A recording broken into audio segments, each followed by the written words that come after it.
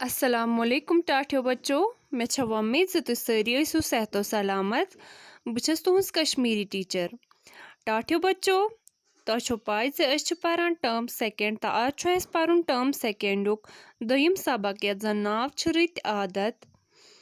चलो तुम ते थयो पन्ने किताब ब्रोंठ कन खोलित सफ़र नंबर छ 57। रित आदत यानी गुड हैबिट्स। अगर इस अंग्रेज पट रित आदतुक मतलब वुछो तो तमिक मतलब छ गुड हैबिट्स। यत सबकस मन छ अस अकिस शुरिस मुतलिक पारुन यमिस जन नाव छ असलम। अस वुछो असलमस कम कम रित आदत छ। चलो करो तेल अस पनुन अजुक अनवान शुरू। असलम छु पोशन साग दिवान। असलमस युथै फ्री टाइम छु मिलान सु क्या छु तम विज पोशन साग दिवान यानी आब छुक दिवान। असलम छु वति खोवरि अंद पकान। युथै ते असलम पन्ने गर नेबर छु नेरान सु क्या छु वति खोवरि अंद पकान। हमेश गछ वति खोवरि अंद पकुन। असलम छु लाइन मज रूजित पन्ने वारि प्यारान। युथै ते असलमस कह काम छ आसान चाहे स्कूलस मज फीस आसस भरुन या कॉपी आसस चेक करनावin सु क्या छु पन्ने वारि हमेश प्यारान यानी लाइन मज छु सु पन्ने वारि प्यारान ना कि जमलिंग छु करान।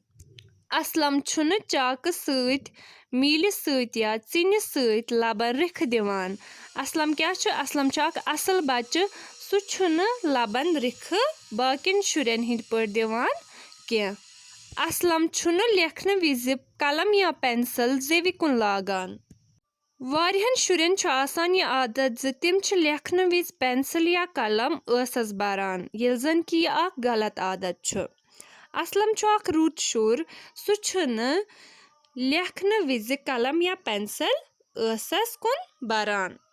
असलम छु रुत लड़कि तो अमिस छ रित आदत। असलम युस जन छु यह छु अक असल बच्चे तो अमिस क्या छ रित आदत। सारी शुर गछन रित आदत पानावin।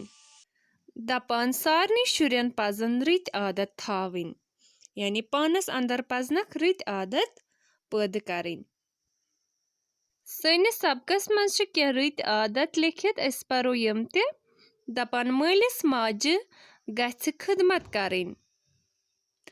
उस्तादन मालिस माजे तो जिठन गछ इज्जत करुन।